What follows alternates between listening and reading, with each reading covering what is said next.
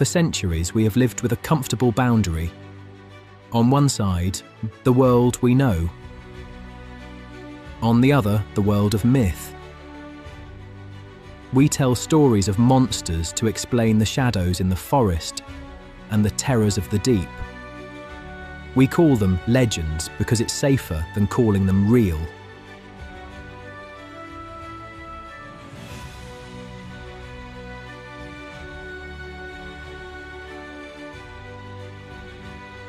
The boundary between what we know and what we imagine is thinning. From the deep permafrost of the Siberian wilderness to the vast unmapped trenches of the Pacific, the Earth is finally giving up its long-held secrets. For those who lived alongside these creatures, they were never objects of fear. They were simply part of the landscape, woven into the history of the land and sea. Today, we are looking at hidden gems of the natural world that have waited for the light of modern science to catch up to them. These are 5 legendary animals that we can finally acknowledge are part of our real-world history. We begin in the frozen silence of the Eurasian steppe. For millennia, this vast wilderness has been the home of the Tatars, hardy, nomadic Turkic peoples whose oral traditions stretch back to the dawn of the Ice Age. These were not just stories, they were a living archive of the land.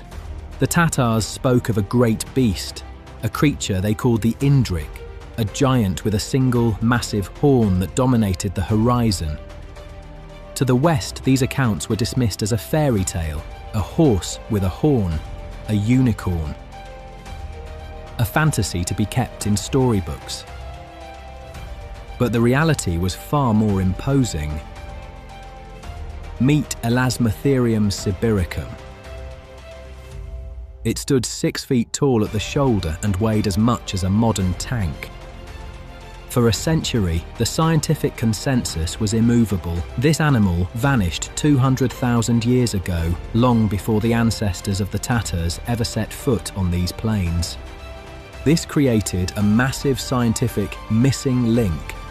If the animal had been dead for 200 millennia, how could these nomadic tribes have such vivid, anatomically correct stories of a beast they should have never seen?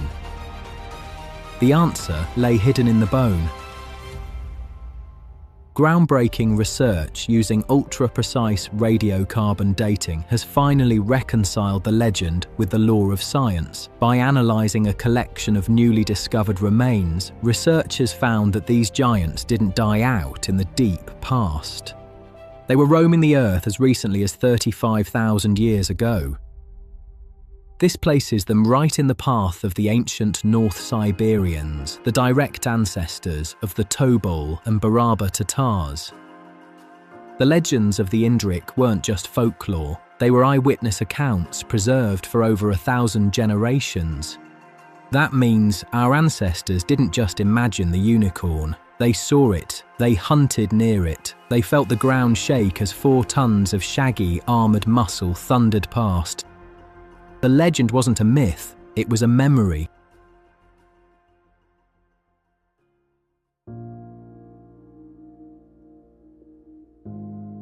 From the frozen silence of the north, we drop into the humid, impenetrable cathedrals of the Sumatran rainforest. Here, the boundary between myth and reality is as thick as the canopy itself. For the people of the Kerinci Highlands, the forest has a guardian. They call it the Orang Pendek, the short man. This is no Bigfoot. The Orang Pendek is described as a silent neighbour, a powerful bipedal primate that avoids the gaze of modern man, while skeptics dismiss it as a misidentified sun bear. Those who have stood face to face with the creature describe something far more human. We don't have to rely on legend alone. Respected conservationists like Debbie Martyr and wildlife photographer Jeremy Holden went into these jungles as skeptics, but they returned as witnesses. Over years of field research, they documented sightings of a powerfully built non-human primate that walked with a confident, upright stride. The physical evidence is even harder to ignore. Primate experts, including Dr. David Chivers of the University of Cambridge, have analysed footprint casts from the deep jungle that defy classification. These aren't the tracks of an ape, nor are they human. They belong to a biological middle ground that science is only now beginning to map. The skeptics were silenced by a discovery on the neighbouring island of Flores, the find of Homo floresiensis, a tiny tool-using human relative, proved that hobbit-sized hominids were a reality in these jungles until the very end of the last ice age. Until the jungle finally yields a clear image, the orang pendek remains a ghost in the canopy, a reminder that the map of our world still has a few shadows left to explore.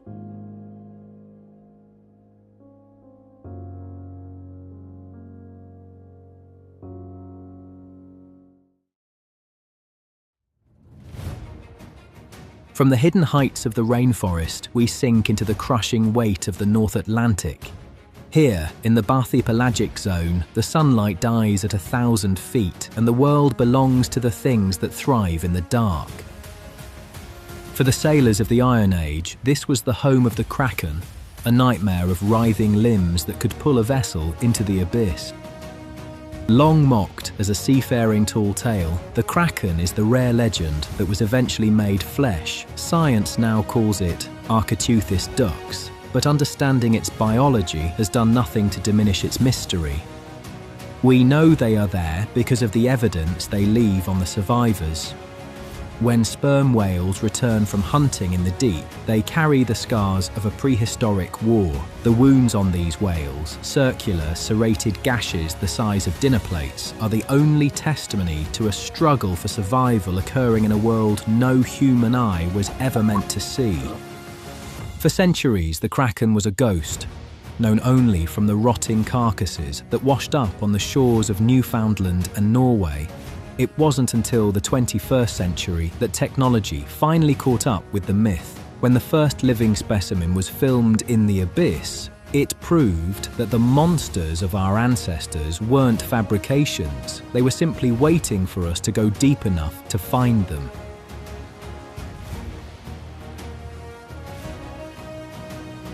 The discovery of the giant squid didn't end the mystery. It only proved that the abyss is capable of hiding giants. Today, we know of an even larger predator, the colossal squid. Found in the freezing waters of the Antarctic. A creature with rotating hooks on its limbs and a mass that dwarfs its northern cousin. If a creature that massive could remain a ghost for centuries, we have to ask what else is waiting in the 95% of the ocean that remains unmapped. The kraken is proof that the abyss doesn't just hold fossils, it holds survivors that continue to thrive in the dark, far beyond the reach of our current maps.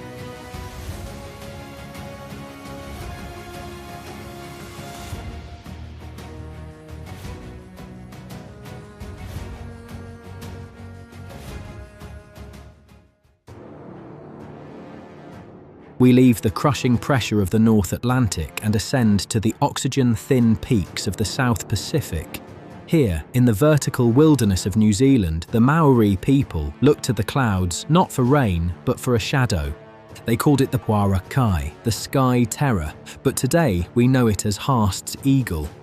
For decades, modern science struggled to categorize the Puara Kai. Because of its massive weight, reaching up to 15 kilograms, some researchers argued it was a slow scavenger, a giant vulture incapable of the speed described in legend.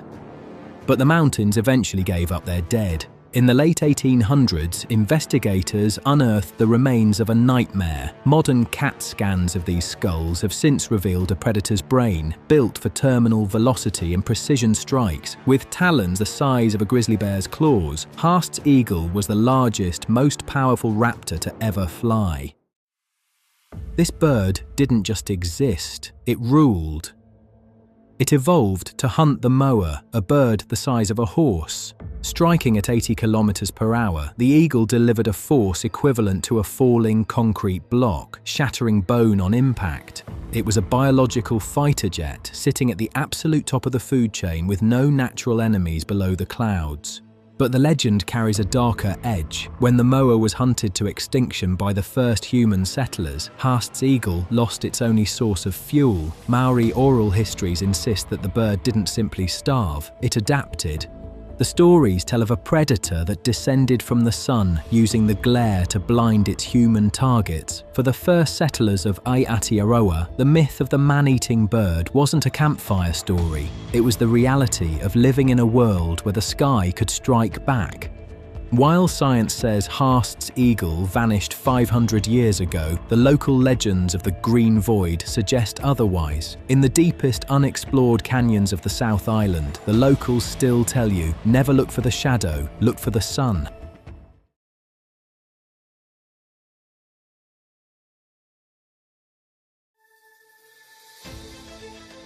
We return to the water, but not the lightless void of the Atlantic. We find ourselves in the coastal fringes of the Pacific Northwest. For centuries, the indigenous peoples of the coast, including the Manhusat, now known as a Husat, and the Salish, have depicted a serpentine sea creature in their art and oral histories. To the locals, it is Caddy. To the scientific community, it is the cadborosaurus, a creature that straddles the line between folklore and marine biology. Unlike many cryptids, the cadborosaurus is backed by physical evidence that remains a subject of intense debate. In 1937, at a whaling station in Naden Harbour, workers removed a strange, 3-metre-long carcass from the stomach of a sperm whale. It possessed a camel-like head and a serpentine body with flippers. The remains were photographed and examined by the station manager, but they were never sent to a museum for formal preservation. They were lost to history, leaving behind only these haunting photographs as a puzzle for future generations. Marine biologists Ed Bousfield and Paul LeBlond have theorised that the cadborosaurus is not a myth, but a specialised, undiscovered vertebrate. Some suggest it could be a surviving lineage of Basilosaurus, a prehistoric whale, while others believe it is a deep-water reptile or a new form of pinniped. Sightings continue to this day, stretching from the San Juan Islands to the coast of Alaska. These witnesses aren't just tourists, they are seasoned fishermen and naval officers who describe a creature that moves with incredible speed, disappearing before a clear lens can capture it.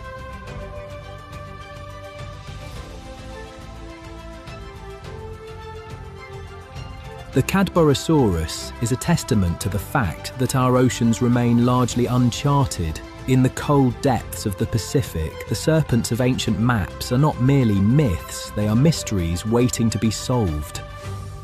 Our map of real-world legends remains unfinished. With every new creature we uncover, the line between ancient myth and modern reality fades, fundamentally shifting our perspective of the natural world. As we delve deeper into our shared history, one truth remains. The Earth guards its secrets with care, but in time, it allows them to be found.